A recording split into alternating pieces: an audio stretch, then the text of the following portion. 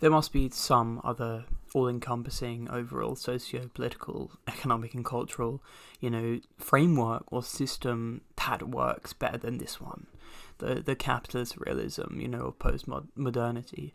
It's definitely clear to me and many other people, and I think to the people it isn't clear to yet, it will be soon, or just is impossible to be proven to such people, that this is not a sustainable, it's scientifically fact that this is not a sustainable environment, but it will be unsuitable, and entirely immoral, as I want to say, with the dependency on capital, bureaucracy, and instant desire gratification, with the means of exploitation, with the means of disregard, with the means of dehumanization of, entire sex and class antagonism.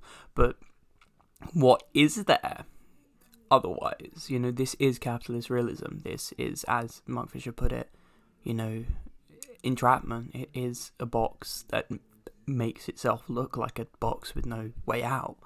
It's definitely enticing to fall comfortably within the system, and forget the issues of it, and plenty of people are doing that, but it's becoming much more difficult to sit by and allow that to happen.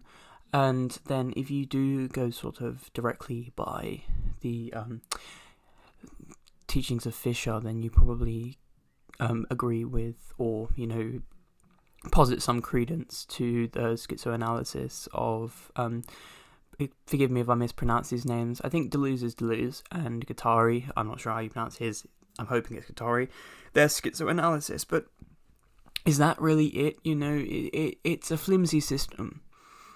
It's great, and I do love their schizoanalysis. I do love its offered alternatives. It's, very thorough, very thought through, very abstract, but very interesting and grounding. But is it the one? Is there something else other than that? Because it is, as of now, one of very few actually expanded upon, widely known alternatives. So we can't just jump on it for that fact, just because it's one of the ones we know. We have to search for other ones, and schizoanalysis is a leftist theory. It is. And of course, I want to say the best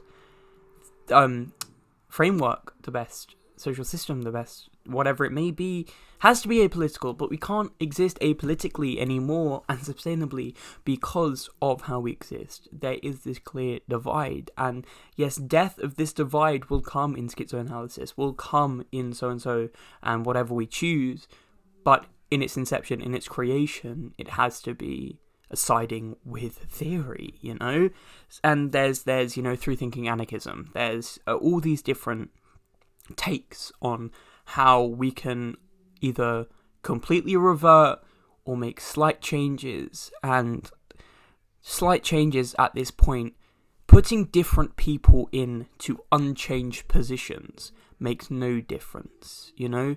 People are praising the increase in women in senior positions. Fabulous that women are getting into senior positions. But these women in these high positions, they're female war criminals. They're female exploiters. They're female everything the males were negative, Having a female be a CEO of a clothing company with thousands of sweatshops in Southeast Europe, that's not an issue now. Of course it's an issue. It's not that now. We need to find, and there is no level to find, ways that we can change within this system, because it is the system itself that's wrong. We need to revert, but what are we reverting to? It's a hard reboot to what some say Marxism, some say schizoanalysis, some say to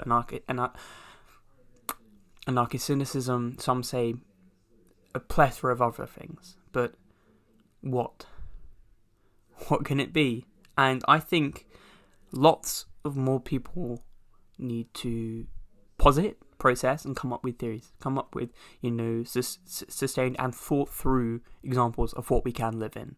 Because we have a few, we have some good ones, we have some plausible and very implausible ones.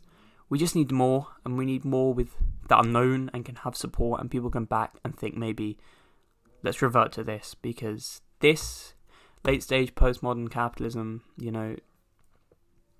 in the shitter at this point, and it's only going to get worse.